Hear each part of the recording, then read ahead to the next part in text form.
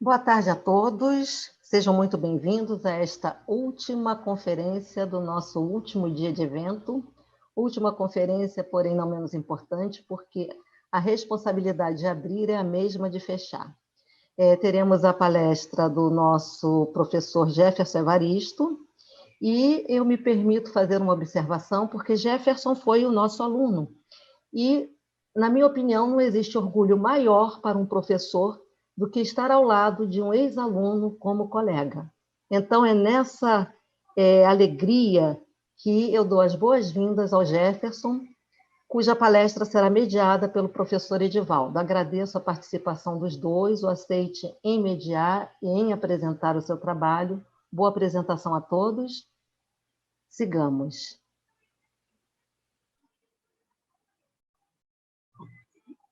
Bom, boa tarde a todos. A Aparecida já falou sobre o Jefferson, né? Eu faço das palavras delas as minhas também, né? Por ele, um orgulho para a gente ter um ex-aluno nosso, eu fui professor dele, a Aparecida também foi, e aí, né, na condição de professor, colega, isso é um sentimento de muito orgulho para todos nós, né? Antes de começar, eu vou agradecer a presença de todos, né, pela participação nessa nossa 20ª semana della Língua Italiana nel Mondo, a primeira semana italiana da UERJ, organizada pelo setor de italiano, né? Eu queria agradecer também, especialmente, ao professor Jefferson Evaristo, por ter aceitado o nosso convite, né? O nosso chamado, né? Para apresentar o seu trabalho intitulado Literatos, Igreja e Imprensa, por um projeto de língua italiana.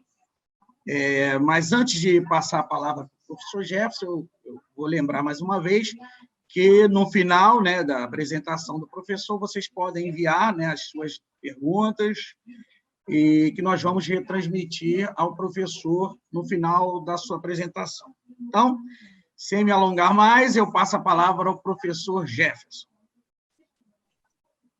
Obrigado, Edivaldo. Obrigado, Aparecida. Para mim é realmente engraçado estar aqui hoje, né? Porque não faz muito tempo eu estava realmente do outro lado, né? Como aluno, como participante, como organizador também na UERJ, em duas, se eu não me engano, duas ocasiões. Participei da comissão organizadora das Semanas, fui aluno do professor Edivaldo, fui aluno da professora Aparecida, fui aluno da professora Carmen, que já falou também na nossa semana. Na verdade, eu fui aluno de todos os professores do setor, à exceção daqueles que são um pouquinho mais recentes, que entraram nos últimos concursos, né? Como o Rafael, a Patrícia, etc. Alguns outros que são mais recentes, digamos assim, né? E estar realmente aqui é mais do que uma alegria, é uma honra. Saber que o caminho que eu comecei a trilhar em 2009 foi um caminho que frutificou. E nesse caminho eu não posso deixar de citar, de fazer memória e agradecer ainda que de maneira, entre aspas, aparentemente inútil, toda a memória da professora Franca, que foi minha professora, foi minha orientadora, e é a quem eu devo praticamente tudo aquilo que eu tenho de vontade e esforço de trabalhar, de atuar com a língua italiana, né? Infelizmente, a Franca não vai estar aqui para ouvir esse agradecimento, mas, enfim, que fique registrado, porque, de fato, foi uma das pessoas que, na minha formação, foi realmente de importância imensa e absurda. Então, que se registre realmente isso. Jefferson, se você me permite, Jefferson, desculpa Sim. quebrar o protocolo, só porque eu esqueci de te apresentar, né, formalmente, então, se você me permite, eu faço essa apresentação a todos, desculpa por eu ter esquecido, né, mas eu sempre há tempo para poder se consertar as coisas, né? Então, eu vou apresentar formalmente o professor Jefferson, ele é doutor em Letras Neolatinas, de língua italiana pela UFRJ, é doutor em língua portuguesa pela UERJ, é mestre em letras neolatinas pela UFRJ, ele é formado em letras português e italiano e é especialista em língua italiana, tradução ambas os títulos pela UERJ. Tá? Agora está apresentado formalmente, Jefferson, mais uma vez, desculpa, a palavra é sua. Sem nenhum problema, Edivaldo. E foi bom que você tenha falado agora, porque, na verdade, vai casar com a minha sequência de fala, né? Na verdade, o Edivaldo disse que Eu sou doutor em Letras Neolatinas e Língua Italiana pela UFRJ. A minha fala de hoje é justamente um recorte da minha tese de doutorado, que foi orientado pela professora Anita Gullo. Esse recorte, na verdade, é talvez o coração, o ponto central da minha discussão do doutorado. O que eu abordava no doutorado? Na verdade, o que eu percebi era o seguinte: havia inúmeros materiais de história da língua italiana disponíveis. Então, nós temos desde os mais tradicionais, como, por exemplo, aqueles do Marazzini, do Trifoni, etc., até alguns outros um pouco mais recentes, e toda uma tradição de grandes historiadores na língua italiana, que abordavam especificamente a língua italiana. Só que em todos esses contextos, eu percebia, mesmo a partir de toda essa leitura, a partir de toda a observação, eu percebia que, na realidade, todos os materiais tinham uma visão que era estritamente, se eu posso dizer assim, gramatical, dialetal, estrutural, alguma coisa nesse sentido, né? Fazendo só um parêntese, vou usar a palavra dialeto aqui em algumas situações, não no sentido da atual discussão sociolinguística de considerar o dialeto como algo inferiorizado, como algo minorizado, como algo pejorativo e etc. Não estou trazendo dialeto nesse sentido, estou trazendo dialeto mais no sentido de que os autores italianos colocam que, basicamente, pode se resumir em tudo aquilo que não é a língua italiana, ou, como a professora Patrícia da UERJ chama, num texto que ela tem no livro do Políticas da Norma e Conflito Linguístico, se eu não me engano, do João Lagarde e do Marcos Bagno, línguas regionais, né? Quando eu falar em dialeto, eu vou falar nesse contexto de línguas que não são a língua italiana standard, mas que fazem parte das regiões que compõem a Itália. E aí, esses materiais de história da língua, todos eles tinham essa mesma, digamos, visão para a história da língua. Eles mostravam, por exemplo, como a sintaxe passava do latim ao italiano, eles mostravam, por exemplo, quais eram as mudanças morfofonéticas e etc., da passagem do latim para o italiano, questões lexicais. Sempre era uma perspectiva que vinha derivada de uma visão gramatical, de uma visão no sentido estrutural da língua, que se preocupava pouco com aspectos, se eu posso dizer assim, sociopolíticos da língua, culturais, econômicos, religiosos, etc. E aí, no início do doutorado, em português, foi lançada uma obra do professor Carlos Alberto Faraco, que se chama História Sociopolítica da Língua Portuguesa, em que o professor Faraco pega a língua portuguesa e faz justamente esse caminho inverso que tradicionalmente se faz. Tudo bem, eu entendo que nós tínhamos o português arcaico, eu entendo que nós tínhamos o galego, eu entendo que nós tínhamos os romances, eu entendo que nós tínhamos o latim, ok. Esse processo, digamos assim, da materialidade da língua já está documentado, não de maneira suficiente, mas, se eu posso dizer assim, exaustiva. Que outra perspectiva, que outra análise a gente pode fazer? Daí, a perspectiva do Faraco passava a ser pensar a língua em uma história sociopolítica realmente. Que eventos sociais, que eventos históricos, que eventos políticos, militares, econômicos, religiosos, culturais, etc., influenciavam para que a língua portuguesa fosse formada.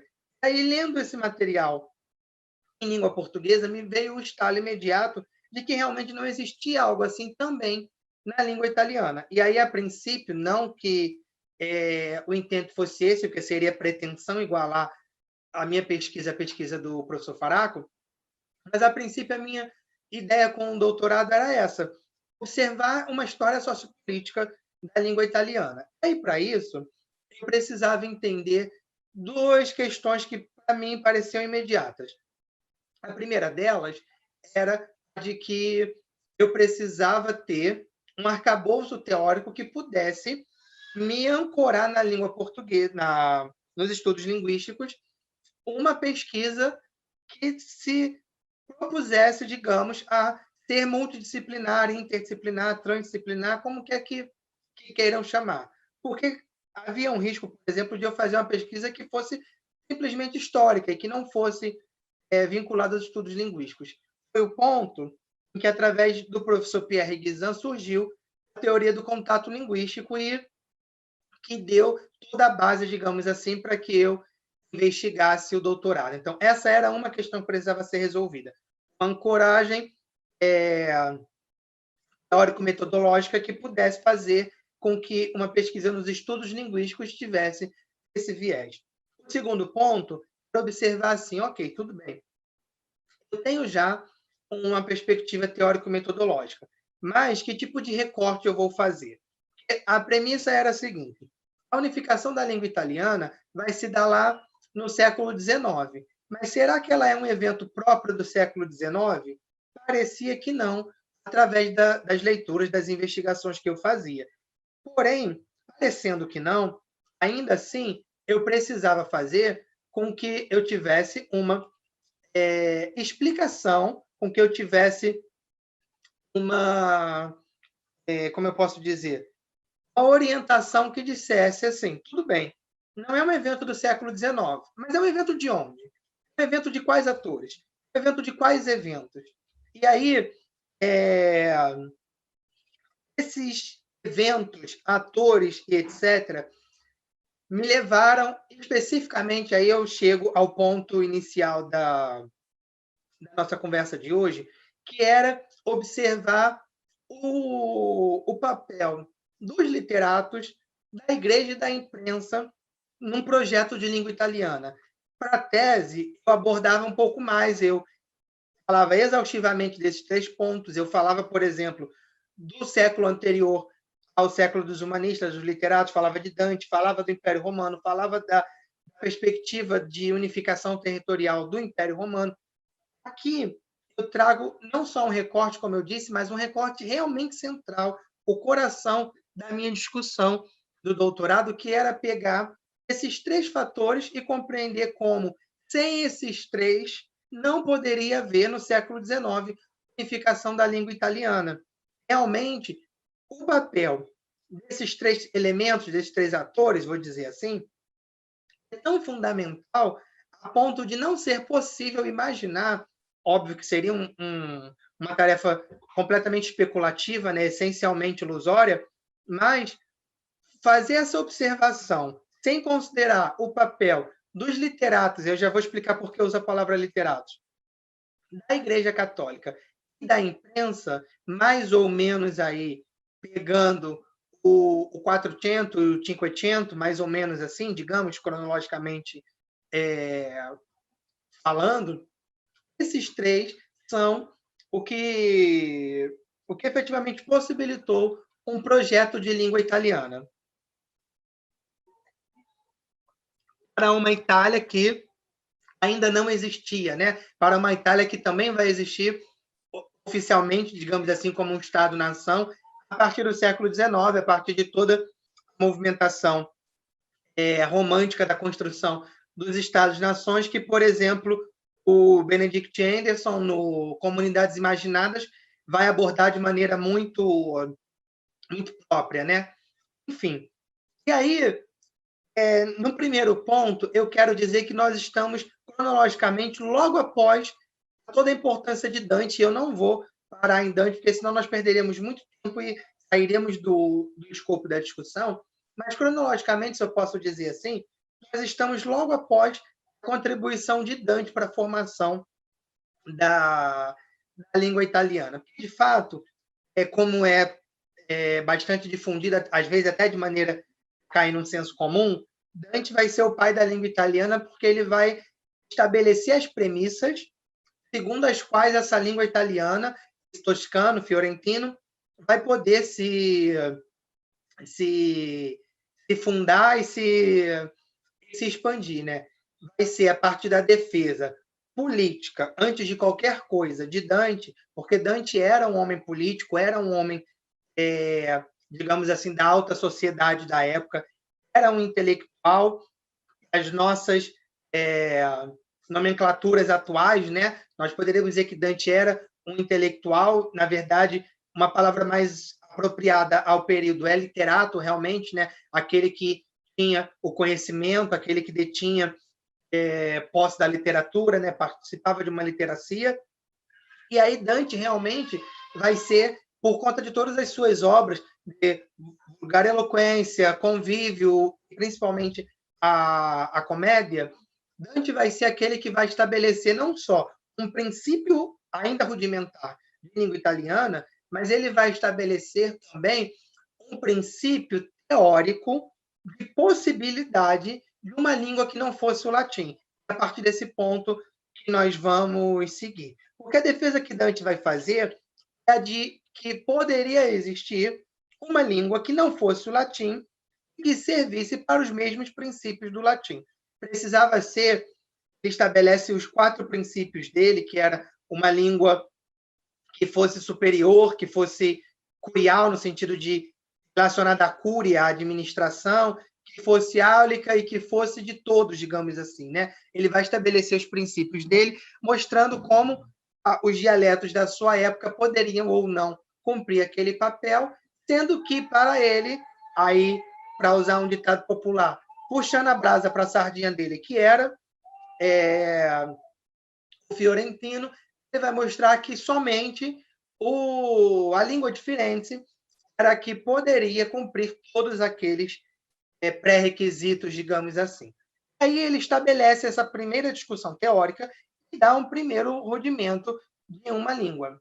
Só que, ainda assim, Dante está num processo que é uma virada de tempo. Ele está num processo que é não apenas uma virada de século, mas é praticamente quase que uma virada de mundo. É uma cosmovisão nova que começa a existir. Dante ainda está num período, digamos assim, um período profundamente religioso. O período posterior a Dante, já com Petrarca, já vai passar a ser um período que, paulatinamente, desconsidera a religião para fazer com que o homem estivesse mais à frente, mais ao centro daquilo que era, digamos, uma discussão teórica, política, religiosa, econômica, social, cultural e etc. Ou seja, saímos de uma cosmovisão teocêntrica para passarmos a uma cosmovisão mais antropocêntrica. E aí é esse humanismo que Petrarca vai encarnar, a ponto de ele ser chamado, por exemplo, pelo Otto Maria Carpux como o pai do humanismo, né? Se Dante era o pai da língua italiana, o Carpux vai chamar o Petrarca de pai do humanismo, né?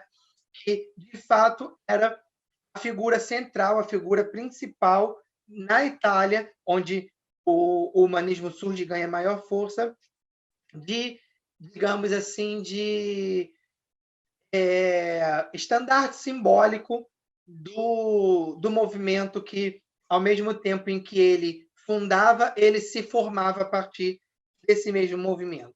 E aí, esses literatos, como não poderia deixar de ser, eles tinham um uso de língua latina. Ainda assim, mesmo com o esforço que Dante colocava, inegavelmente, você tinha uma língua de prestígio na sociedade, de uma maneira geral, que era o latim. Você tinha os grandes autores se expressando em latim, você tinha as grandes obras sendo escritas em latim, você tinha o estudo dos autores clássicos em latim, você tinha propostas e, digamos assim, estudos, tentativas, práticas, oficinas, se eu posso chamar dessa maneira, de, por exemplo, versificação como Homero, como Virgílio e etc. O latim era indiscutivelmente a língua dos homens de inteligência da época, dos literatos da época. Aí Petrarca é formado, obviamente, nessa mentalidade, assim como Dante era formado. E sabendo que, para atingir os seus pares, ele precisava de uma língua que fosse literária e prestigiosa, ele não poderia abrir mão disso para expressar o pensamento. Aí, parênteses. Dante, mesmo a defesa que faz da sua língua, do fiorentino, do seu dialeto, ainda assim, ele faz essa defesa em latim, porque ele sabia que ele precisava daquilo para ser lido, compreendido pelos seus pares. Ou seja, intelectualidade não poderia prescindir da língua italiana, e os literatos e Petrarca sabiam muito bem disso, né? Só que, ao mesmo tempo, o humanismo ia pregar um ponto que vai se tornar paradoxal. Eles precisavam do latim, porque o latim era a língua de prestígio da época. Só que eles não poderiam ter o latim, porque o latim ainda era a língua de religião, e eles precisavam se desvincular da religião para que o humanismo pudesse avançar. Então, olha o paradoxo em que a gente se encontra no primeiro momento. Os humanistas, ao mesmo tempo que precisam do latim, eles não querem o latim. Ao mesmo tempo em que eles se valem do latim, eles querem outras alternativas para não terem de se valer do latim. A alternativa de Dante, até um primeiro momento com os humanistas, não era uma alternativa, porque Dante, por mais que tivesse proposto tudo o que propôs, ele não conseguiu fazer com que a sua língua tivesse alcance literário amplo em toda a região itálica. Naquele momento, ele tinha feito um germe, uma semente. E aí, no meu próprio capítulo da tese que eu falo sobre isso, eu digo Dante como as sementes de uma proposta de língua, porque, de fato, é isso que Dante vai fazer, né? Vai trazer uma semente para germinar, mas uma semente que não pode ainda germinar em todos os lugares, porque, para os literatos, de uma maneira geral, ela ainda era uma semente incapaz de oferecer os subsídios que eles precisavam para a prática intelectual. Ainda era necessário o latim. Mas, como eu disse, esse latim necessário precisava ser suplantado por uma outra coisa. Aí o projeto dos humanistas é fazer com que uma criação de nova língua possa ser, digamos assim, o que substituiria a língua latina dos usos da alta intelectualidade. Então, o humanismo passa aí, através de um projeto, digamos, epistemológico próprio, ele passa a ter, quase que, parafraseando Humberto Eco e a fala da professora Carmen, a busca de uma língua perfeita, a procura de uma língua que pudesse ser tida como intelectual, literária, erudita, própria para a expressão do pensamento, própria para a expressão das artes, mas, ao mesmo tempo, uma língua que não fosse o latim, por consequência, não fosse tão ligada a uma mentalidade religiosa. Ou seja, Petrarca, por um lado, havia sido convencido da proposta de Dante de uma nova língua erudita e literária, mas, ao mesmo tempo, ele reconhecia que a proposta de Dante era insuficiente do que ele precisava. Na visão do humanista, assim como eles precisavam colocar o homem no centro do pensamento, eles precisavam colocar a língua do homem também nesse centro do pensamento. O ponto de virada em que o Petrarca vai começar a fazer uma espécie de, se eu posso dizer assim, com perdão da palavra, tirando qualquer conotação que possa ser pejorativa, fazer uma espécie de melhoria na língua que Dante havia colocado. Em primeiro lugar, uma própria melhoria material, no sentido de colocar uma língua em prosa, de colocar uma língua feita possível para os usos comuns, para todos os usos, né? Isso é um primeiro ponto. Só que esse uso precisaria ter, antes de qualquer coisa, padronização. Por quê? O latim era uma língua padronizada, o latim era uma língua conhecida, o latim era uma língua que qualquer um poderia escrever e outra pessoa conseguiria compreender, ler e compreender. Qualquer pessoa que eu digo, claro, estou falando da pequena parcela da população que era alfabetizada e versada em latim. Essa padronização do latim era fundamental para que ele pudesse ser uma língua literária, uma língua de uso erudito. Os humanistas e Petrarca vão perceber que essa nova língua precisava de uma padronização. Essa nova língua precisava de um aspecto que a tornasse reconhecível e reproduzível pelos outros que utilizassem aquele material.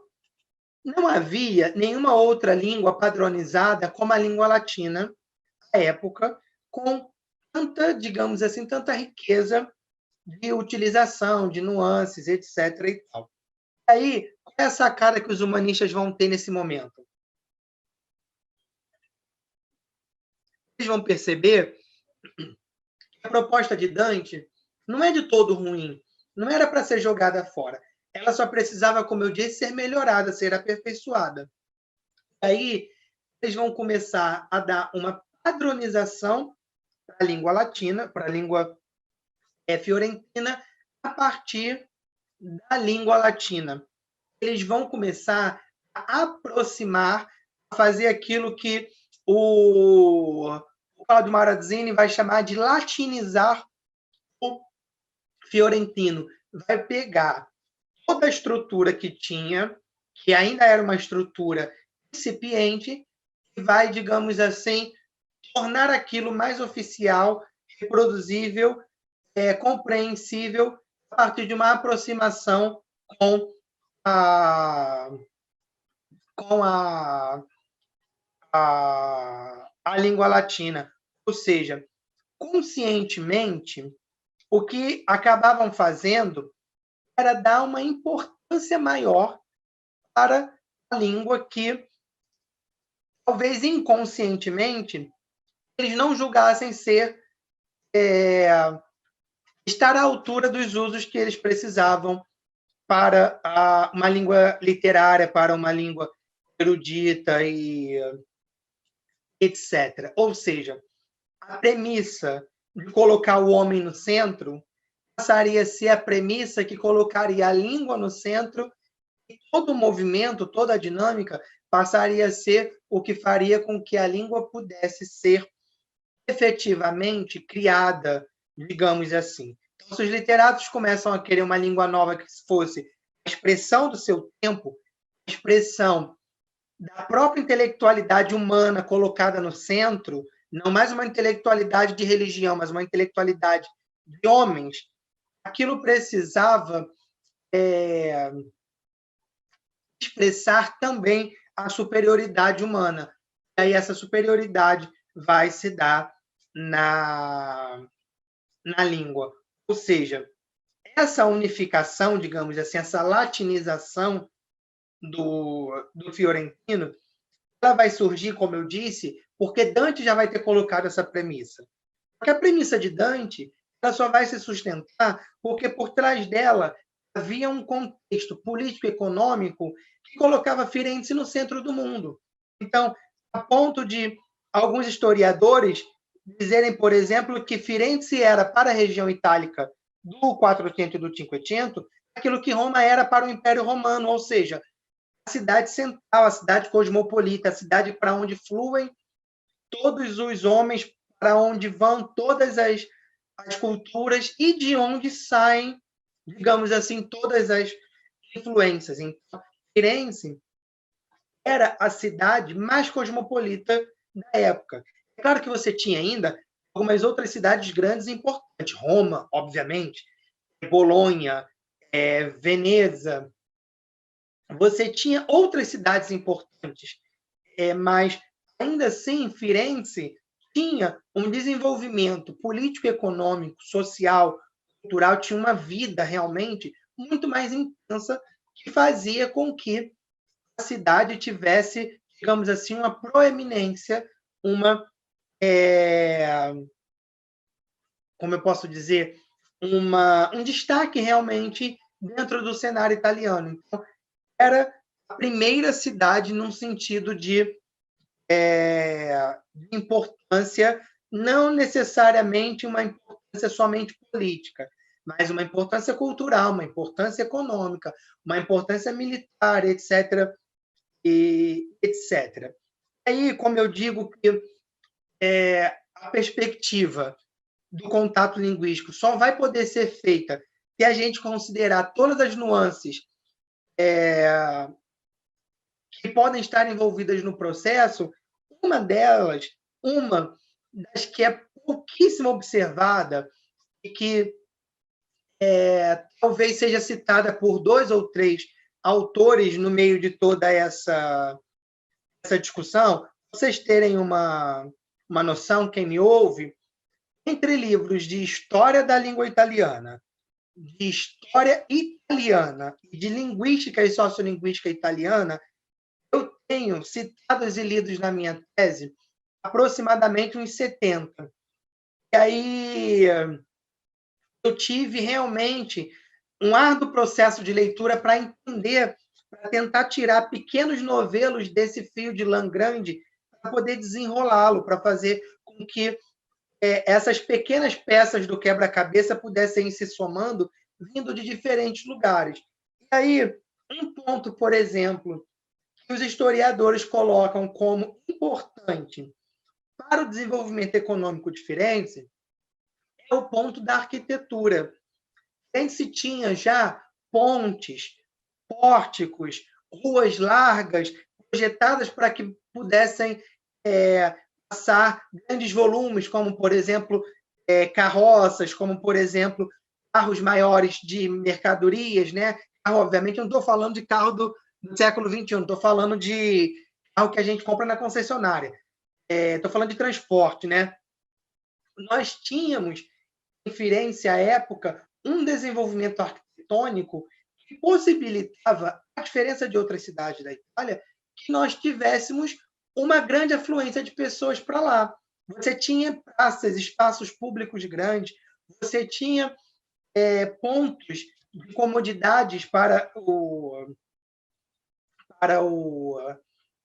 viajantes, para os homens. Então, você tinha realmente outros, digamos, fatores que influenciavam para fazer com que Firenze fosse essa cidade cosmopolita que ela era.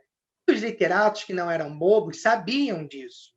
Eles tinham conhecimento disso. Então, quando a gente diz que foi Dante que deu a base do fiorentino para que o fiorentino pudesse ser a língua principal, a língua comum, a língua de todos, Dante é um dos fatores importantes, isso é indiscutível.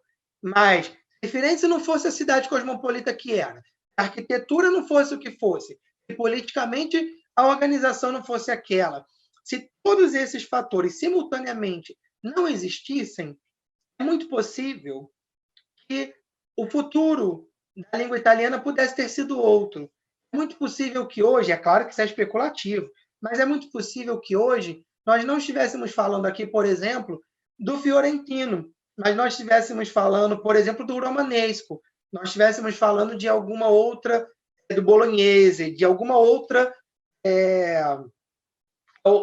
língua que pudesse ter, digamos, suplantado as outras, se colocado um patamar acima de importância e prestígio. Quando eu digo que minha pesquisa não foi num aspecto, digamos, gramático estrutural, é porque, de fato, eu fui tentar observar e entender que outros elementos e fatores poderiam colaborar para essa discussão. Então, assim, mais importante do que saber que a língua italiana herda o plural dos casos latinos é saber, por exemplo, que a língua italiana herda a essência de ser aquela língua, porque, por exemplo, Firenze tinha uma arquitetura que privilegiava uma organização política e econômica, e essa organização econômica privilegiava uma maior afluência de pessoas, e essa maior afluência de pessoas privilegiava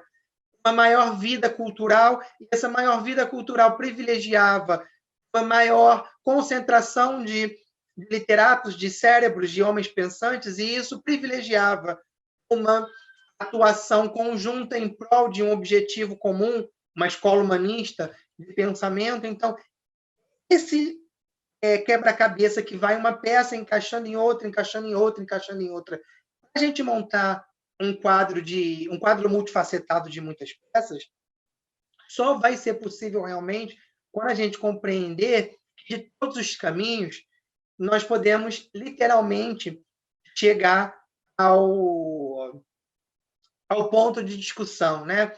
Como, ainda também parafraseando o ditado que todos os caminhos levam a Roma, de todos os caminhos virão estradas que nos levarão à língua italiana do século XIX. Pois bem, deixa eu voltar agora em Petrarca. Essa escrita latinizada do Quattrocento dos humanistas era, como eu disse, uma junção, uma mistura, uma aproximação entre o latim e o fiorentino, a ponto, como eu disse, do Marazzini chamar de latinização dos dialetos. E a gente vai ver que esse processo de latinização dos dialetos é de fundamental importância para a gente entender a virada do século seguinte com a imprensa. Bem, aqui a gente tinha, então, o início da padronização e da estabilidade, que era o maior problema do Fiorentino de Dante, que tinha ainda assim uma aproximação com a fala, ou seja, na visão dos humanistas, somente uma língua padronizada, estável, poderia ser uma língua erudita. De certa forma, eles não estão de todo enganados. Eles não estão de todo errados, principalmente considerando que não era a cabeça de um linguista de 2020, mas era a cabeça de um homem medieval do Quattrocento pensando em uma disciplina linguística que, fundada como tal, aconteceria aí quase 5 séculos depois. Então, vejam, essa discussão já é uma discussão muitíssimo avançada para a sua época, assim como já era uma discussão muitíssimo avançada a discussão de Dante, quando ele coloca a identificação dos 14 dialetos, das 14 línguas regionais que ele observava na Itália, ou seja, é já um projeto de dialetologia, é já um projeto de percepção de variantes diatópicas que ele percebia séculos e séculos antes da própria disciplina ser fundada como tal. Ou seja, a gente diz que Saussure é o pai da linguística, na verdade a gente pudesse talvez voltar atrás e dizer que ele pode ser até o pai, mas o pai de Saussure, para pensar a linguística, já tinha feito aquilo lá atrás no Trecento italiano, no mínimo, pelo menos, no aspecto filológico, dialetológico, digamos assim. Pois bem, essa latinização ia pouco a pouco diminuindo a importância da língua latina, uma vez que, padronizado, o vulgare fiorentino podia começar a ocupar espaços que antes não lhe eram possíveis. Os espaços que eram próprios do latim, que eram exclusivos do latim, passam depois a ser espaços que, paulatinamente, vão sendo ocupados pelo fiorentino escrito. E aí, acho que eu acabei me alongando demais nessa primeira parte de introdução. Eu queria fazer uma pequena digressão, uma separação que vai ser importante para a gente começar a falar agora do segundo ponto, que é o da Igreja Católica. Tem uma série de linguistas atuais, e aqui eu vou citar um conhecido, colega nosso, que é o professor Pierre Guizan, da UFRJ, que defendem que, na realidade, não existe língua escrita e língua falada. Existe língua escrita, porque escrita é um processo completamente dissociado e diferente da fala. E aí, língua falada teria uma redundância, porque se é língua só pode ser oral, só pode ser falada. Língua escrita teria uma incongruência, porque escrita só pode ser escrita e não língua. Essa discussão vai ficar um pouco evidente. Eu estou dizendo que eu sou partidário dela, eu estou dizendo que ela existe, eu estou dizendo que ela vai ficar evidente no panorama italiano, quando a gente pensar que o fiorentino escrito, padronizado, sistematizado, inicialmente por Dante, depois por Petrarca e os humanistas, não pode ser dito como sendo o fiorentino falado da região. Não pode ser dito como sendo a língua que os homens falavam habitualmente naquele lugar. Ou seja, a gente tinha aqui, digamos que, dois processos diferentes. Um processo que era a língua escrita, perdão, a língua falada, habitual dos homens, um outro processo que era a escrita, ou a língua escrita, né, para ficar no que é o mais habitual, usada pelos literatos, mas que não tinha correspondência imediata, univocidade entre as duas. Não existia esse processo. Tanto é que, num primeiro momento, a escrita vai atravessar as fronteiras diferentes.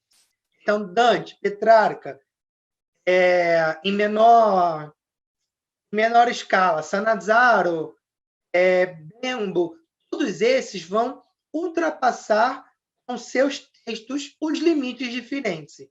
Porém, a língua escrita ainda não ultrapassava a língua falada ainda não ultrapassava os limites de Firenze com os literatos, porque, ao que parecia aos literatos, essa língua falada era uma expressão de barbárie, de homens que não eram versados no latim, que depois não eram versados em uma escrita de um fiorentino latinizado, e que, por isso, usavam de maneira bárbara a língua que era a língua erudita dos outros homens. Ou seja, aquela língua que os homens falavam habitualmente, para os literatos, não era a mesma coisa que eles estavam fazendo. Só que essa língua, em Firenze, tinha importância absoluta. E aí a gente tinha um outro ponto que precisava ser considerado, que era os homens da época que tinham dinheiro, eles podiam não ter ensino, escolarização, mas eles tinham dinheiro. Eles usavam o vulgare e eles queriam que a sua própria língua fosse uma língua de prestígio, naquilo que os autores italianos vão chamar de os notai, né? Os notários da época, os homens notáveis, digamos assim. Os comerciantes, os políticos, os militares, etc. Pessoas que tinham relativo poder, relativo prestígio, influência social, influência econômica, influência política.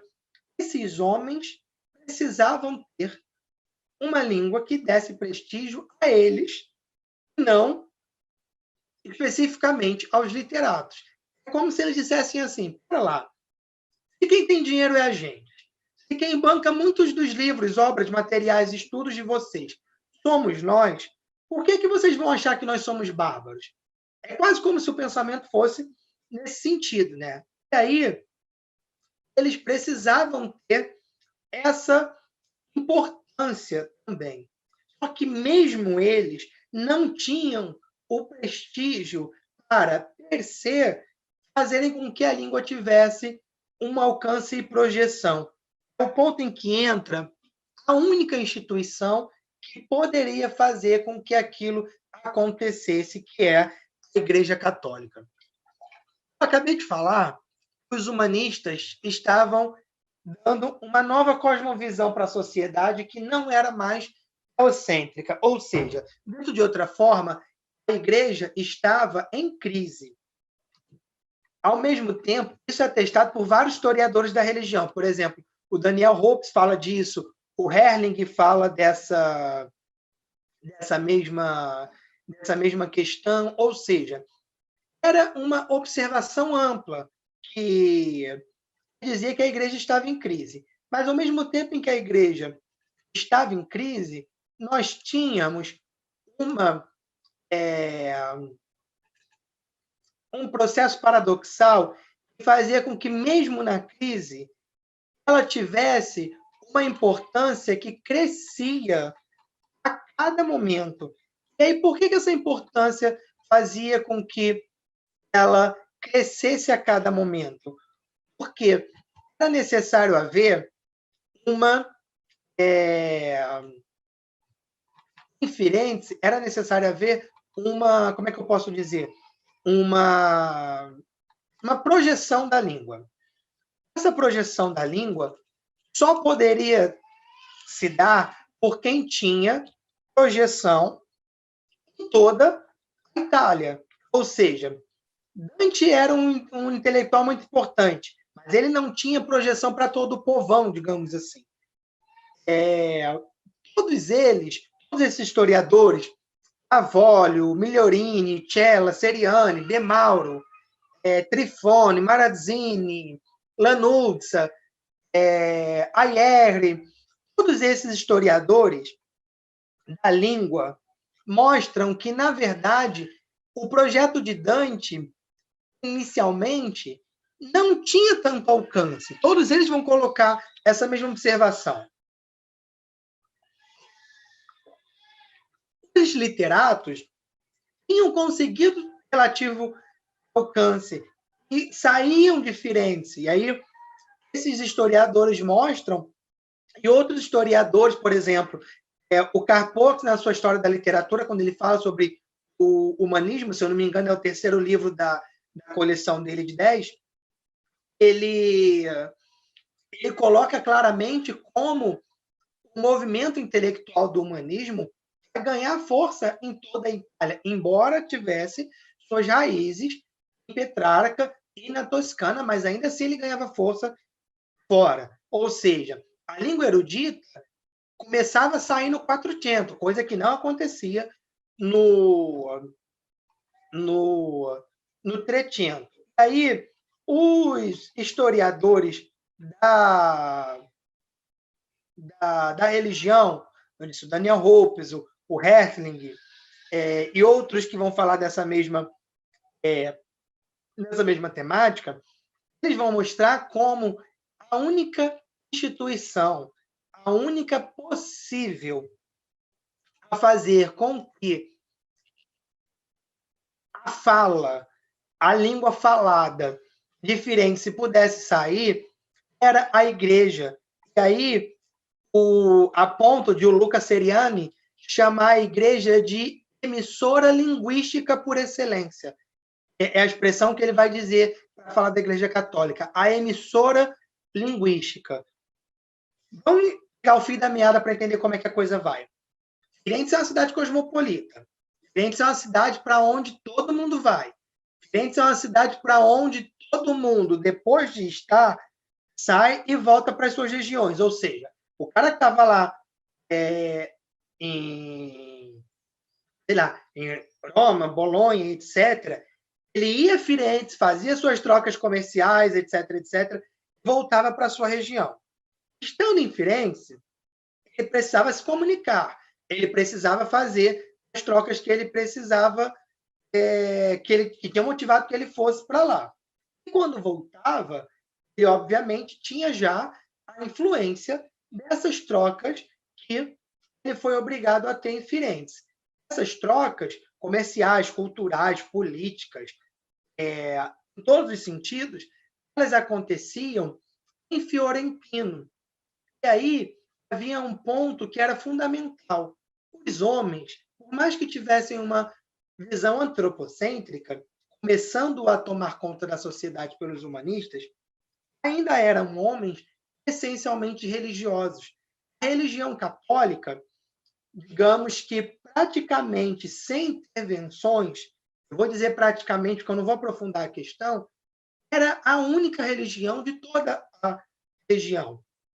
Todos os homens eram conhecedores da liturgia católica e a religião fazia parte da vida dos homens da época. Por mais que o humanismo começasse, nós havíamos passado por séculos e séculos de teocentrismo, de importância da religião na vida dos homens, e não seria da noite para o dia que eles perderiam toda essa religião. Basta a gente pensar que hoje, ainda em 2020, a religião faz parte da vida dos homens. Talvez não apenas a religião católica, porque hoje isso se fragmentou de outra maneira, mas a religião, de uma maneira geral, ainda é o que faz com que nós tenhamos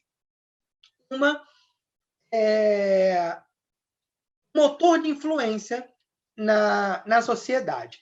Se esses homens da época eram homens que tinham uma influência religiosa, eles precisavam que, quando estivessem em Firenze, eles pudessem participar das práticas religiosas, eles pudessem participar da missa, eles pudessem ouvir pregações, eles pudessem ouvir homilias, eles pudessem participar de cultos públicos como procissões, adorações, devocionais, etc. E aí, essa necessidade de saber participar da liturgia em qualquer lugar em que eles estivessem fazia com que, por um lado, o latim se preservasse como elemento litúrgico primordial, mas, por outro, abria fundamental espaço para que nós tivéssemos o fiorentino ocupando espaços. Então, nós temos inúmeros casos documentados. Na minha tese, eu cito, por exemplo, cito textualmente, né, uma pregação, por exemplo, do Bernardino de Siena, Bernardino da Feltre, que era um homem toscano, mas ele passa a ser conhecido como Bernardino de Siena, justamente porque vai ser em Siena que ele vai ter a sua maior atividade religiosa, a ponto de se ficar conhecido como o santo daquela cidade, né? Como era muito comum, nós tínhamos os santos, os grandes homens, eles eram conhecidos como o nome daquele lugar, né? Então é por isso que a gente tem Francisco de Assis, por isso que nós temos Antônio de Pádua e por aí vai, né? Nós temos essa importância da cidade como sendo um fator de identificação do santo. Aqui também um parêntese para a gente entender. A religião católica ela é uma religião que vai estar fundada a partir de 3 aspectos. O primeiro deles é o que se chama como magistério, a atuação dos papas, dos bispos como autoridade. A escritura, as sagradas escrituras, os textos bíblicos e aquilo que se chama de tradição, que é a manutenção oral, a perpetuação, a passagem oral dos ensinamentos que não estão exatamente contidos, por exemplo, nas escrituras, mas que fazem parte daquilo que se chama do depositum fidei, do depósito da fé que a igreja mantém. Nessa perspectiva de que a igreja se pauta também na tradição, o aspecto da pregação ganha uma importância fundamental.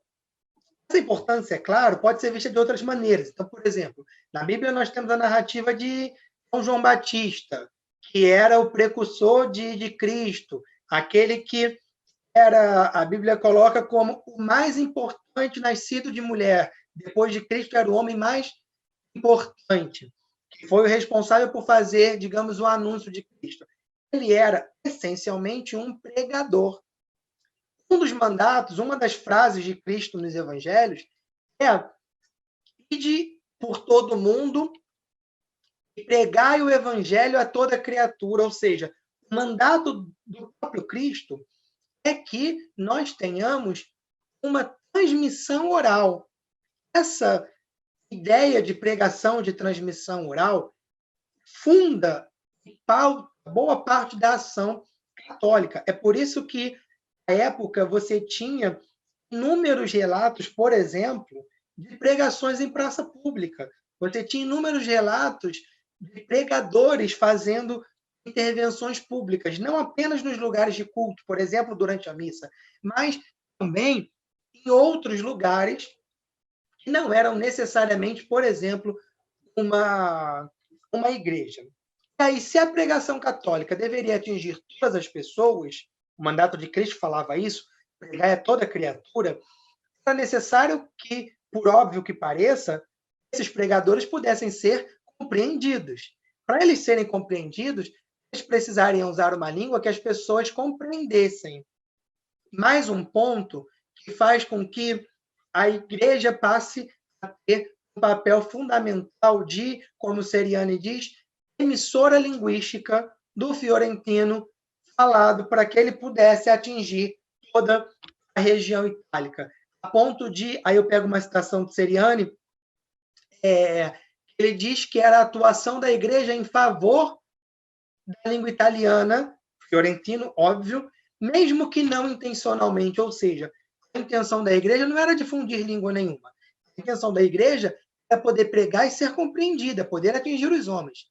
Só que, não intencionalmente, o que ela acabava fazendo era o papel de emissora linguística, ou seja, essa era a ação primordial dessa instituição, que era talvez a instituição mais importante de toda a Europa medieval. Mais importante do que os reinos, mais importante do que as cortes, mais importante do que os nascentes burgueses, etc., etc., era a igreja que tinha um papel fundamental de importância, de poder e também de moldar as sociedades, como ela efetivamente moldou a língua italiana como sendo a língua de todos naquele contexto. Ela precisava falar com todos. Firenze era a cidade mais cosmopolita, onde todo mundo ia. É muito mais óbvio que ela falasse fiorentino do que ela se esforçasse em falar em todas as línguas regionais, que, como o Ayer vai dizer, na prática, os dialetos italianos tendem ao infinito. Nós temos as grandes marcações que vão acompanhar quase sempre o aspecto regional. Mas, na prática, esse aspecto regional é tão multifacetado, o aspecto regional é atravessado por tantos outros fatores, a ponto do Ayer, no seu texto Dialeto e Língua d'Italia, de 97, ele vai dizer que a quantidade de línguas italianas, de línguas na Itália, tende ao infinito. E aí, a igreja não poderia lidar com línguas que tendiam ao infinito. Ela precisava lidar com uma língua. Disse, por exemplo, do Bernardino de Siena, que uma historiadora evangelista vai dizer que era um dos expoentes máximos da ordem franciscana do século XV, ou seja, era talvez o maior homem de uma das maiores ordens religiosas, da maior instituição da época, que era a igreja. Ou seja, não era pouca coisa. Ele usar aquela língua para as suas pregações não é pouca coisa. É realmente um aspecto de importância absoluta naquele contexto. Mas, ao mesmo tempo, nós tínhamos, um dos pontos que eu cito na tese, nós tínhamos uma característica, um cenário que também era tão incomum, porque o senso comum diz na época que outros dos maiores expoentes de pregação da época eram as mulheres religiosas. Santa Rita de Cássia, Santa Catarina de Bolonha, Santa Inês de Montepulciano, Santa Chiara Gambacorte, Catarina de Gênova. Inúmeras mulheres eram pregadoras contumazes. Algumas delas, inclusive, eram religiosas de clausura, que estavam em mosteiros, em conventos. E os homens saíam de todos os lugares para ir até o convento falar com elas, pedir orações, conselhos, ser atendidos em direção espiritual. E essas orações eram feitas em fiorentino, a ponto de a gente ter umas situações tão surreais, diferentes do que a gente imagina, que nós tínhamos uma mulher dentro de um mosteiro que tinha uma importância tão contundente na sociedade da época, a ponto de ela ser apontada pelos historiadores como também uma das propulsoras para a língua italiana. Então, olha que coisa curiosa, espantosa, que passa ao largo de 90% das discussões que nós temos. A figura, à época, dos santos e das santas da Igreja Católica, daqueles que foram declarados como santos pela Igreja, como divulgadores, difusores da língua italiana, a ponto de fazer como a Evangelista diz, que o século XIX não é que ele tenha criado a língua italiana, ele apenas nomeou. E aí, o Pietro Trifone, falando isso, falando a mesma coisa, ele vai dizer que no século XIX era necessário o que ele chamava de collante della lingua, mas ele vai mostrar que o collante della lingua, na verdade, era o uso comum e ordinário da língua, não o uso literato e erudito dos literário e erudito dos literatos, perdão. Ou seja, numa escala de importância para a formação da língua e para a implantação no século XIX, o papel da igreja foi ainda maior do que o papel dos literatos, porque os literatos criaram um projeto de língua erudita. E se não fosse o uso amplo, comum, dos homens, das mulheres, comerciantes, religiosos, etc., etc., em toda a Itália, teria somente mais um projeto de língua erudita como todas as outras. Foi necessariamente, como Trifone vai dizer, o uso comum e ordinário que fez o collante della língua italiana. Bem, acho que eu já acabei falando demais. Deixa eu só tocar bem rapidamente no último ponto da imprensa. Aí eu não vou realmente aprofundar muito, porque eu já estou falando, estourando meu tempo de 1 hora, né? Mas, estava lá, os humanistas davam a sua contribuição, só que essa produção intelectual esbarrava nas dificuldades materiais do seu próprio tempo. Não havia uma difusão de livros como nós temos hoje. A Amazon não estava lá na sociedade medieval entregando o livro com 2 dias de prazo. Nós tínhamos, para que um livro ficasse pronto, a atuação de anos, às vezes, de um monge copista. Ou seja, o livro era um material absurdamente caro, raro e restrito a pouquíssimos círculos. Não adiantava você ter uma padronização da língua se você não tinha meios de divulgar essa língua, porque você tinha uma barreira imediata que era a produção de livros.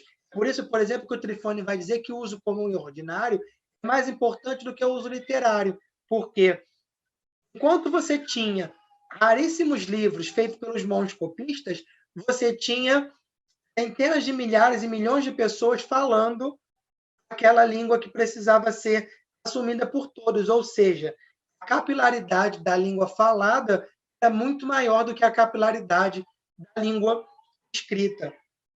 Isso traz uma visão que muda por completo a perspectiva que a gente tem de dizer que o italiano é uma língua literária, que o italiano é uma língua erudita, que o italiano vem de uma alta língua.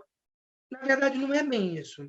Na verdade, ele pode ter até sido bem influenciado por essa língua literária e erudita, e aí a gente vai ter a mudança do século XIX, a gente vai ter, sei lá, Manzoni fazendo o que ele faz para a língua, e por aí vai.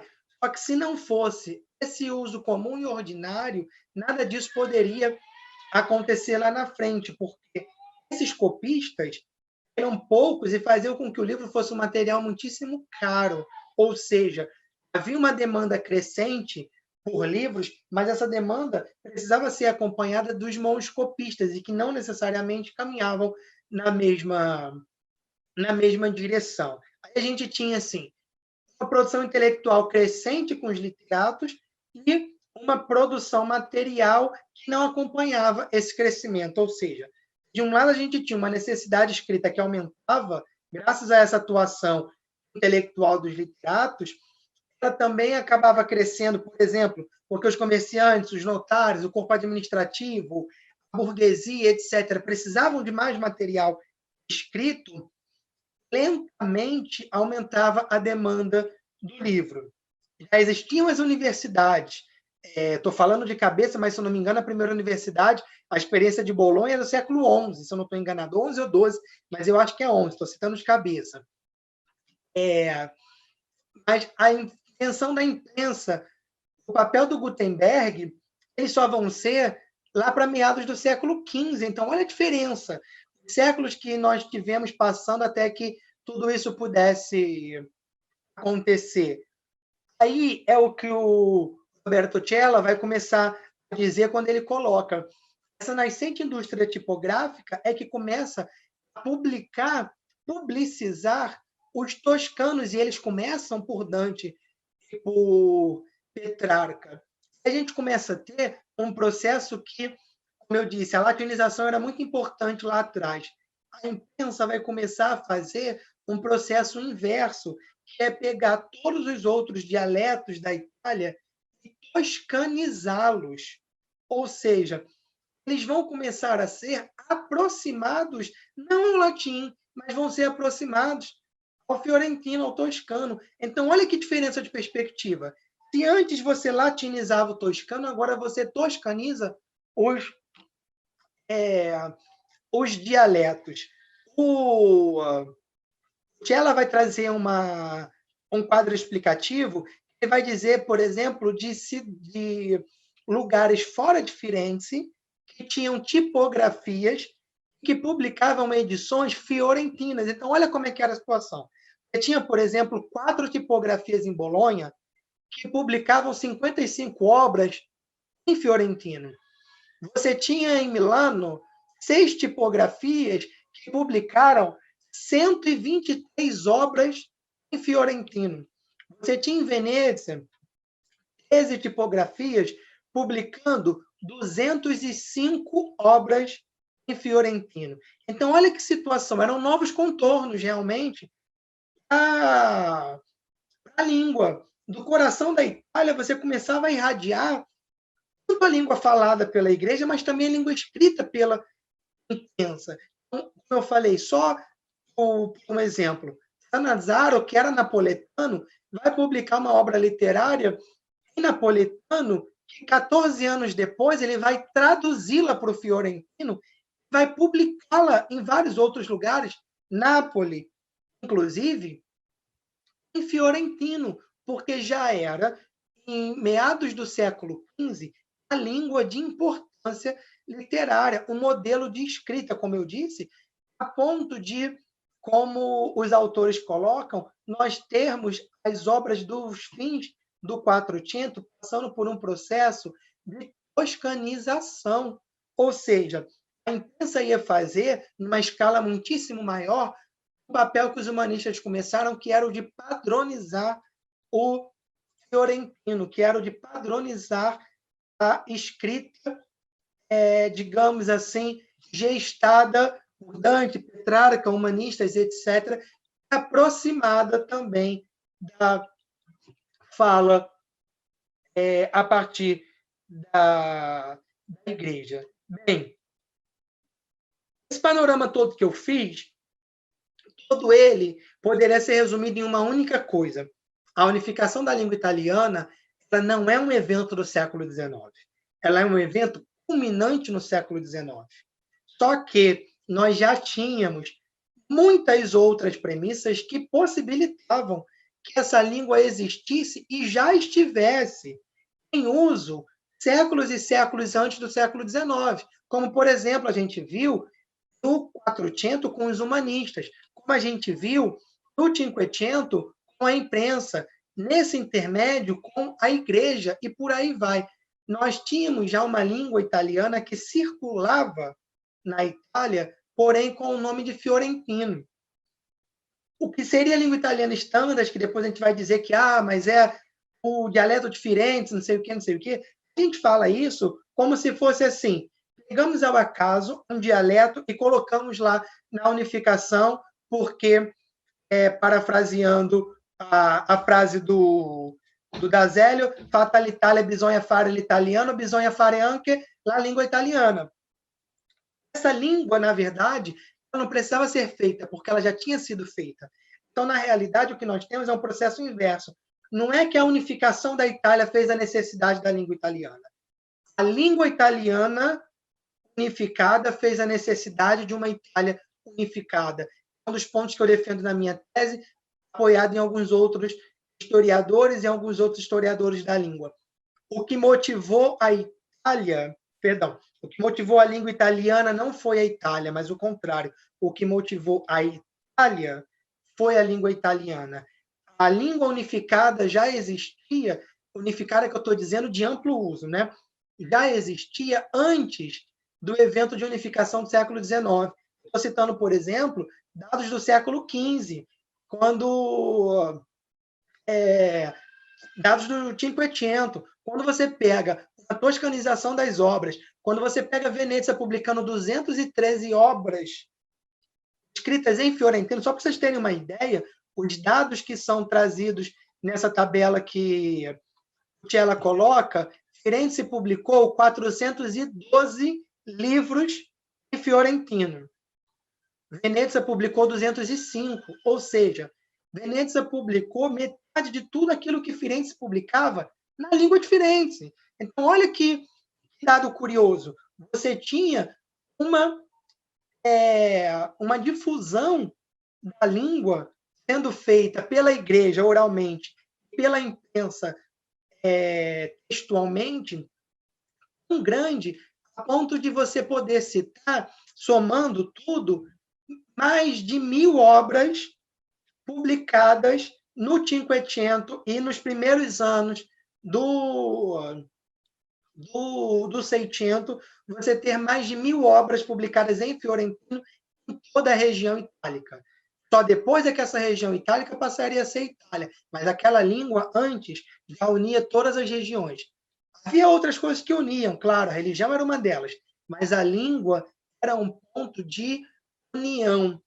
E aí, a língua que eu digo do povo, porque a gente tinha uma situação que não... Como é que eu posso dizer? Uma situação que não necessariamente fazia com que todos os literatos, toda a alta corte, tivesse uma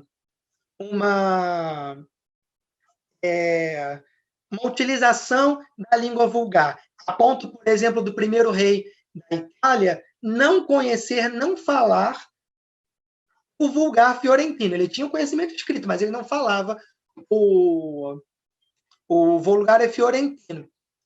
Essa unificação da língua já era uma unificação ampla no povo. Ela podia não atingir 100% da corte, ela podia não atingir 100%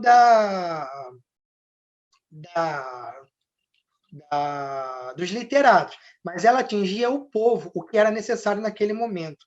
Você tinha casos, por exemplo, como o do Duque de Milão da época, que vai conhecer e publicar obras. O Duque Filippo Maria Visconti, o Migliorini, vai mostrar. Ele era um profundo conhecedor da língua latina, ele era também um profundo conhecedor do fiorentino, a ponto de publicar textos em fiorentino. Porém, isso não era uma regra na corte. Isso era talvez mais uma exceção. Ainda assim, volto a dizer, e aqui eu termino, essa unificação no século XIX, na prática, já existia desde o 400, sistematizou-se no Cinquecento, 600, 700, continua a acontecer, mas ela é não um evento, mas ela é uma sucessão que culmina em um evento. Essa era a defesa que eu fazia na tese, essa foi, digamos, a defesa que eu fiz aqui, mostrando um pouco do percurso da língua italiana para vocês no evento da semana. Encerro, mais uma vez, agradecendo. Desde 2009, participo da Semana da Língua, como aluno da graduação, já apresentei trabalhos na semana, já organizei com outros professores da casa, estive presente em todas elas e hoje estar aqui é uma alegria, realmente, já na condição de doutor, de professor universitário, com os colegas que me deram aula e que eu admiro muitíssimo. Obrigado. Obrigado, Gerson, pela belíssima exposição. Agora eu vou partir para a leitura dos comentários das perguntas. Enfim, temos aqui o primeiro comentário de leitura de passagens. Excelente apresentação, parabéns, professor Jefferson. Temos aqui mais um comentário da Simone Cruz, bravo. E uma pergunta da Alice Crivano. Interessantíssima pesquisa, primeiro, parabéns, ela te parabeniza, né? E faz a pergunta: quais têm sido as principais dificuldades, desafios neste seu trabalho? Olha, Alice, em primeiro lugar, eu acho que a dificuldade, o desafio é o próprio trabalho. Eu cito um texto da Cecília Casini e acho que é Sérgio Romanelli, se eu não estou enganado o nome dos dois. Casini e Romanelli, eu cito um texto deles de 2011, na revista Italianística, que faça uma espécie de levantamento de estado da arte. Eu mostro que nós temos um número ínfimo de pesquisas sendo realizadas em língua italiana no Brasil. Isso é um reflexo, por exemplo, de nós só termos pós-graduação em língua italiana na UFRJ e na USP. Você pode ter, por exemplo, trabalhos de pós-graduação em literatura que sejam abordando o contexto italiano, mas trabalhos de italiano, literatura, língua, nós temos pouquíssimos, nós não chegamos a 50 no Brasil. Desses, o número de trabalhos que versam estritamente de língua e história da língua não chegam a 5. Então, o primeiro ponto é, no Brasil praticamente não se faz pesquisa sobre a língua italiana. Isso é uma primeira questão. Ou seja, encontrar pares para dialogar sobre isso é muito difícil. Você acaba encontrando só os seus colegas professores, mas textos escritos é muito difícil. Você passa a imaginar que na Itália isso existe, né? E também não existe. Você tem, assim, alguns que são os autores consagrados e famosos. Enquanto eu vou falando, me dê um minuto. Alguns que são autores consagrados e famosos da Itália, que fazem com que nós tenhamos, digamos assim, as mesmas discussões sendo feitas praticamente sempre. Então, você tem os mesmos autores que discutem as mesmas coisas. Em geral, na Itália, você ainda tem assim, o A que foi professor de B, o B que foi discípulo de C, o C que foi ouvinte de D, e por aí vai. Ou seja, você, para conseguir encontrar um material que verse sobre isso, eu peguei aqui bem rapidamente alguns poucos dos materiais que eu li, que eu cito na tese. Por exemplo, Túlio de Mauro é um dos indiscutíveis. E tem o História Linguística dell'Italia Unita, e aí, não me lembro agora quem foi, o Trifone. Em resposta ao Túlio de Mauro, publicou um livro que se chama História Linguística dell'Italia Disunita, ou seja, uma história de uma Itália desunida, em contraponto ao Trifone. Ou seja, esses materiais que eu estou mostrando bem brevemente, alguns poucos deles, os primeiros que eu peguei aqui direto na biblioteca, me mudei há poucos dias e eu só coloquei os livros na estante, então eu ainda não arrumei nada, né? Esses materiais são materiais que você não encontra em nenhuma editora do Brasil, você não consegue fazer importação por nenhuma delas, você só consegue comprar diretamente na Itália ou em algum site italiano, pagando o euro, que bateu quase R$7 nessa última semana. Ou seja, eu posso te dizer que há uma dificuldade. Essa dificuldade, em primeiro lugar, é bibliográfica. Há poucas discussões sobre isso. Como eu disse, quando elas existem, elas são discussões que são feitas apenas numa perspectiva gramatical, uma perspectiva dialetal, mostrando como a sintaxe passou, como a morfologia passou, como a fonética passou do latim para o italiano. Elas não consideram, ou consideram de maneira muito marginal, as discussões que são não estruturais da língua. Então, como eu falei da arquitetura, você vai achar um autor que fale, por exemplo, que as ruas de Firenze eram importantes porque eram amplas. Aí você vai achar um outro autor vai dizer que Firenze tinha um bom fluxo comercial porque você tinha a possibilidade de transporte de cargas passando por lá. Aí você casa com a ideia da arquitetura. Aí você junta esses dois com outro que diz que todas as pessoas iam para Firenze fazer as trocas comerciais. Ou seja, você vai juntando um quebra-cabeça, um emaranhado de fios, até que você cria um cenário e você percebe que todas essas coisas estão interligadas. Na minha tese, nas quase 200 páginas, eu não faço um único ponto gramatical ou estrutural para a língua italiana. Eu pego todos esses pontos a partir da história, a partir da política, a partir da economia, da arquitetura, etc. Então, se eu posso dizer duas dificuldades que foram para mim fazer a pesquisa, a primeira delas era que nós tínhamos uma dificuldade bibliográfica, no Brasil principalmente. A segunda delas é que, mesmo na Itália, os poucos materiais que tem abordam por outro caminho.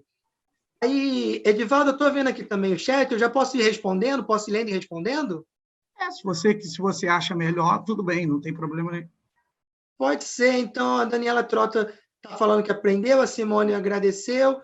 Guido, o professor Guido da UF está dizendo, a tese de De Mauro é em contraste com a tua. Na verdade, não é que ela seja em contraste exatamente com a minha. Cadê? Ela é em contraste, por exemplo, com a tese do próprio Trifone. O Trifone escreveu um livro, História Linguística dell'Italia Desunita, quase que para desmontar todas as teses do Túlio de Mauro na história linguística dell'Italia Unita.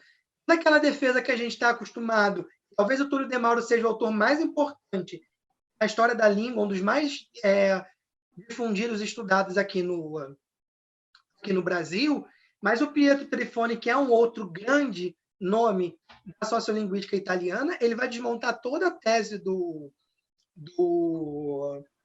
Túlio de Mauro, ele vai aproximar muito daquilo que eu falo num outro livro dele que ele chama de Língua e Identidade, uma história social do italiano.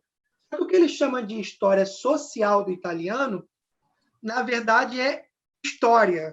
Como os historiadores costumam dividir dois grandes grupos de história, né? A história comparada e a história social. A história social seria basicamente a história dos eventos, digamos assim. O Trifone vai dizer essa ideia de história social do italiano. Mas vejam, esse livro do História Social do Trifone é de 2008, é quando ele começa a trazer umas discussões nesse sentido. O História Linguística da Itália Desunida é de 2010, ou seja, pelo menos 10 anos, mais ou menos 10, 12 anos, que o primeiro autor italiano começou a pensar a língua italiana sem ser uma perspectiva puramente estrutural, passando a ser uma perspectiva mais de uso da língua sem ser, como eu disse, estrutural, mas sendo linguística. Aí o De Mauro, completando a pergunta do Guido, vai dizer que existia uma língua literária, mas não um uso vivo da língua. Na verdade, aí os historiadores vão mostrando isso. Existia um uso vivo da língua. O que não existia era correspondência imediata entre o uso falado e o uso escrito. E aqui está um ponto que talvez seja o ponto principal. A língua literária existia, a língua falada existia, mas elas não eram de correspondência imediata. Elas vão se aproximando no decorrer dos séculos. Talvez, professor Guido, seja aqui que esteja o ponto de diferença, e aqui talvez seja a minha explicação. Não sei se foi claro o suficiente, se respondi o que o senhor queria. Mas você tem diversos historiadores, não historiadores da língua, mas historiadores falando já a respeito disso. O próprio Umberto Eco, quando fala da busca da língua perfeita, ele já admite a possibilidade de ter existido essa língua antes de ela ser nomeada, digamos assim, né?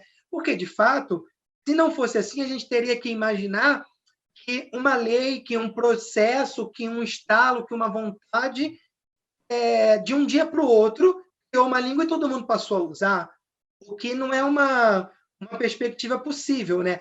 Essa língua precisava ser um desenvolvimento orgânico através dos séculos, né?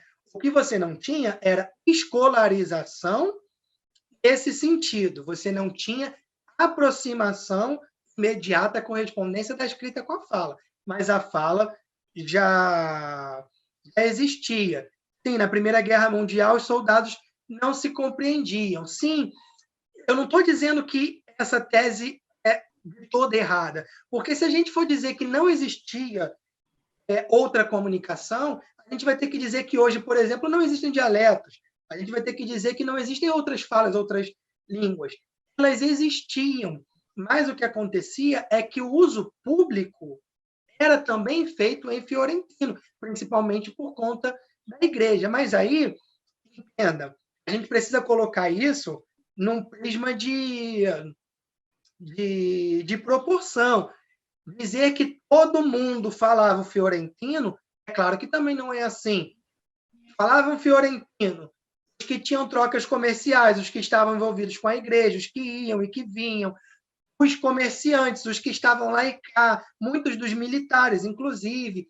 É claro que se você tinha aquele camponês que estava lá, só na sua região, tendo contato só com o povo da sua região, era mais difícil que ele estivesse de posse do fiorentino. Aí, em uma guerra, quem vai não são propriamente os militares, mas quem vai são todos os homens em idade para lutar. E muitas vezes não só os homens em idade, crianças, etc. Então, esse é um contexto em que, por exemplo, nem todo mundo vai ter domínio do fiorentino. Mas quem estava envolvido nas trocas comerciais, culturais, quem estava envolvido na vida econômica, social, política, cultural da época, que era atravessada por Firenze, tinha esse processo claramente